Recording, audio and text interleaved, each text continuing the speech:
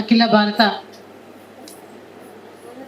మన శ్రామిక మహిళ 13వ కన్వెన్షన్ మన రాష్ట్రంలో జరగబోతుంది. దానికి ముందుగా సన్నాహక సమావేశం ఈరోజు నిర్వహిస్తున్నటువంటి సిఐటియు రాష్ట్ర కమిటీకి, తెలంగాణ రాష్ట్ర కమిటీకి, శ్రామిక మహిళా సమన్వయ కమిటీకి, ఆంధ్రప్రదేశ్ సిఐటియు రాష్ట్ర కమిటీ తరఫున, శ్రామిక మహిళా సమన్వయ కమిటీ తరఫున విప్లవాభివందనాలు తెలియజేస్తున్నాను.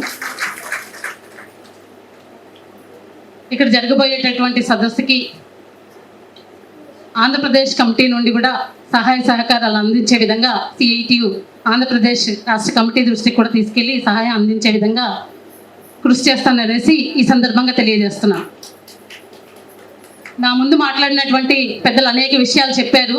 టైం కూడా చాలా తక్కువ ఉంది. 2 విషయాలు చెప్పి ముగిస్తాను. ఈరోజు పాలక వర్గాలు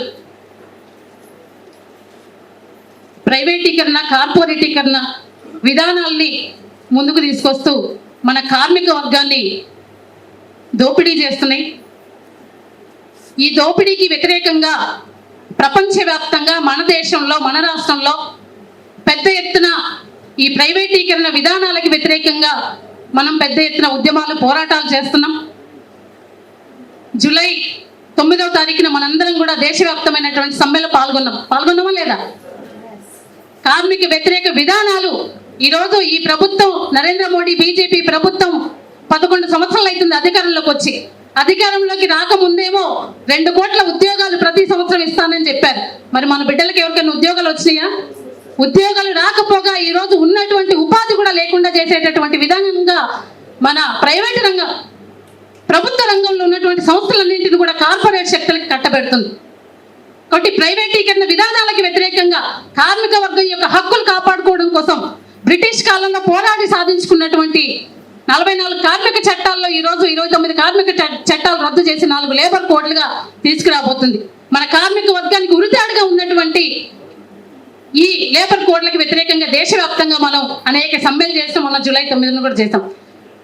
ఇట్లాంటి కార్మిక వ్యతిరేక విధానాలకి వ్యతిరేకంగా మనం పెద్ద ఎత్తున పోరాటం చేస్తున్నాం. ఈ పోరాటంలో శ్రామిక మహిళలు కార్మిక వర్గ రాజ్యం సాధించాలి అని చెప్పేసి ఈరోజు సిఐటి మన లక్ష్యం ఏదైతే ఉందో ఆ లక్ష్య సాధనలో ఈరోజు మహిళలు భాగస్వామ్యం లేకుండా మన లక్ష్యాన్ని సాధించలేమనేసి మన మొట్టమొదటి మన సిఐటియు నాయకులైనటువంటి బిటి రణదివే గారు చెప్పారు.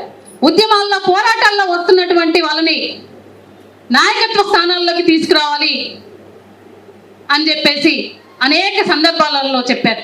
కాబట్టి ఉద్యమాల్లో, పోరాటాల్లో వస్తున్నటువంటి శ్రామిక మహిళల్ని ఈరోజు మహిళలు అంటే గతంలో ఇంటికే పరిమితమైనటువంటి పరిస్థితి, కానీ కుటుంబాలను పోషించుకోవడం కోసం ఈరోజు మనం బయటకు వచ్చి రకరకాల వృత్తులలో, రకరకాల రంగాల్లో ఈరోజు అది ప్రభుత్వ రంగమైనా, ప్రైవేట్ రంగమైనా, స్కీమ్ వర్కర్లుగా, చిన్న పనులు చేసుకునే వాళ్ళుగా, అనేక వృత్తులలో కూడా అసంఘటిత రంగ కార్మికులుగా పెద్ద సంఖ్యలో పనిచేస్తున్నాం. మరి మేడం గారు ఇందాక చెప్పారు, ఇంట బయట మనం గెలవాలి, ఇంట గెలిచి రచ్చ గెలవాలి అన్నారు. 2 చోట్ల గెలవాలి అన్నారు. మరి 2 చోట్ల మనం పోరాటం చేస్తున్నాం. మరి ఈ పోరాటం, బ్రతుకు పోరాటంలో ఈరోజు మనం అనేక సవాళ్ళను ఎదుర్కొంటున్నాం. మనం మహిళలుగా అనేక పోరాటాలు చేసి కొన్ని హక్కులు సాధించుకున్నాం. గతంలో వరకట్నాలు చావులు ఎక్కువగా ఉండేది. వరకట్నాలకి వ్యతిరేకంగా చట్టాన్ని సాధించుకున్నాం. ఆడపిల్లల మీద స్కూల్కి వెళ్ళి, కాలేజీకి వెళ్ళే 18 సంవత్సరాల లోపు పిల్లల మీద అనేక దాడులు, హత్యలు, అత్యాచారాలు జరుగుతున్నాయి అనేసి పోస్కో చట్టం ఒకటి వచ్చింది. మరి శ్రామిక మహిళలు ఈరోజు పని చేస్తున్నటువంటి చోట లైంగిక వేధింపులకు గురవుతున్నారు. ఎవరికి తనకే లైంగిక వేధింపులకు గురవుతున్నారు అని చెప్పేసి బయటికి చెప్పుకోలేనటువంటి పరిస్థితులు. కాబట్టి దేశవ్యాప్తంగా సిఐటియు అనేక మహిళా సంఘాలని కలుపుకొని పెద్ద ఎత్తున పోరాటం చేసి మనం పని ప్రదేశాల్లో లైంగిక వేధింపుల నిరోధక నివారణ ఒక చట్టాన్ని తీసుకొచ్చేలాగా పోరాటం చేసి 2013లో ఒక చట్టం తీసుకొచ్చింది. మరి ఈ చట్టం గురించి ఎంతమందికి తెలుసు? ఇక్కడ తెలుసా మీ అందరికీ? ఇది ఒక చట్టం ఉందని తెలుసా మనకి? పని ప్రదేశాల్లో లైంగిక వేధింపులకు గురైతే ఈ చట్టం ఉంది. ఈ చట్టం ద్వారా మనం దీనికోసం మనల్ని ఎవరైనా వేధింపులకు గురి చేస్తే, మనల్ని తాకడానికి చోట తాకినా, చూడని చూపులు విధంగా చూసినా, లేదా లైంగికంగా మనల్ని హింస పెట్టినా ఈ చట్ట ప్రకారం మనం వాళ్ళ మీద కేసు ఫైల్ చేసి వాళ్ళ మీద శిక్ష వేయొచ్చు. కానీ ఈ చట్టాన్ని ఏ ప్రభుత్వాలు కూడా మీకు ఈ చట్టం ఉంది అని చెప్పేసి ఏ రకమైనటువంటి ప్రచారాలు చేయట్లేదు. కానీ ఎవరిది బాధ్యత? పని ప్రదేశాల్లో మహిళలకి లైంగిక వేధింపుల నివారణ కమిటీ చట్టం ఉంది అని చెప్పేసి ప్రచారం చేయాల్సినటువంటి బాధ్యత ఈరోజు కేంద్ర రాష్ట్ర ప్రభుత్వాల మీద ఉంది. కానీ ప్రభుత్వాలు దీని బాధ్యత నుండి వాళ్ళ ప్రభుత్వ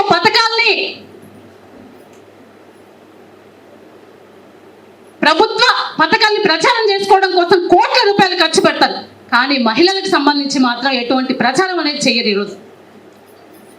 కాబట్టి మనం ఈరోజు శ్రామిక మహిళలుగా మన సిఐటిలో ఉన్నటువంటి శ్రామిక మహిళలందరం కూడా ఎక్కడ ఏ మహిళకు అన్యాయం జరిగినా ఈ చట్టం ఉంది, ఈ చట్టం ప్రకారం ఈరోజు ప్రభుత్వ రంగ సంస్థల్లో అయితే కమిటీలు వేయాలి, అంతర్గతంగా కమిటీలు వేయాలి, కంప్లైంట్ బాక్సులు ఏర్పాటు చేయాలి, అసంఘటిత రంగంలో అయితే స్థానిక కమిటీలు వేయాలి. ఇవన్నీ బయట ఎవరు చెప్పట్లేదు మనకి.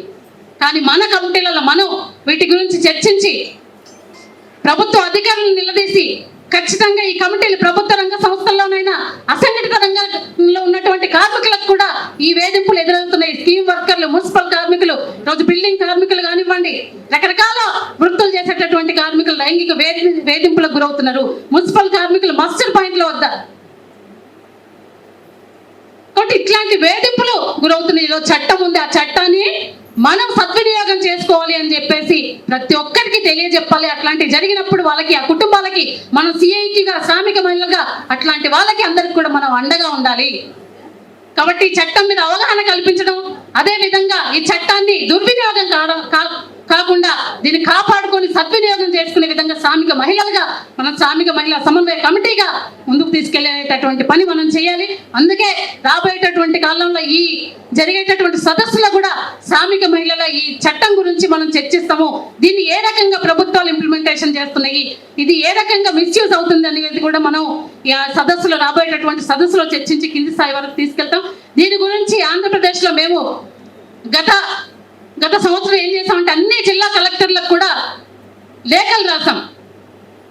ప్రతి జిల్లా కలెక్టర్ కార్యాలయాల్లో కంప్లైంట్ బాక్స్లు ఏర్పాటు చేయాలి, కమిటీలు వేయాలి అని చెప్పేసి మేము రిప్రజెంటేషన్లు ఇవ్వడంతో చాలా చోట్ల ఆ రకమైనటువంటి కమిటీలు వేశారు, కంప్లైంట్ బాక్సులు కూడా ఏర్పాటు చేయడం జరిగింది.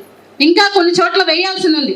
కాబట్టి వాటిని మనం ఎక్కువగా శ్రామిక మహిళల్లోకి తీసుకెళ్లేటటువంటి ప్రయత్నం అనేది చేయాలి.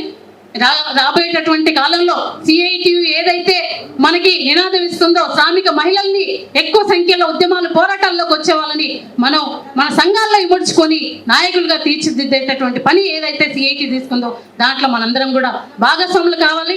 ఈరోజు అంట్లు తోముకునే స్థాయి నుండి అంతరిక్షంలోకి వెళ్ళగలుగుతాం. అనేక వృత్తులలో ఈరోజు మనం పనిచేస్తున్నాం. మనం ఎవరికి తక్కువ కాదు, ఎవరికి తీసిపోయినటువంటి పరిస్థితి కాదు. కాబట్టి పని చేస్తున్న మనం ఏ ప్రభుత్వాల అధికారంలోకి వచ్చినా మహిళల శ్రమనే కాలు చౌకగా దోచుకుంటున్నారు. అతి తక్కువ వేతనాలు. ఈరోజు మన రాజ్యాంగంలో ఆర్టికల్ 16లో ఉద్యోగాల్లో సమాన అవకాశాలు కల్పించాలి, జీవించేటటువంటి హక్కు. కానీ ఇవన్నీ కూడా మనకి కాలరాయబడుతున్నాయి. సమాన పనికి సమాన వేతనం లేదు. కాబట్టి ఇవన్నీ కూడా చట్టాలు ఉన్నాయి తప్పితే మన మహిళలకి అవి వర్తింపజేయట్లేదు. కాబట్టి ఉన్నటువంటి చట్టాలని కాపాడుకోవడం కోసం, అదేవిధంగా మహిళలుగా మనం ఈరోజు సగభాగంగా పనిచేస్తున్నటువంటి మనం, ఉద్యమాల్లో పోరాటాల్లో వస్తున్నటువంటి మనం, నాయకత్వ స్థానాల్లో సిఐటి ఈరోజు ముందుకు తీసుకెళ్లేటటువంటి ప్రయత్నం చేస్తుంది.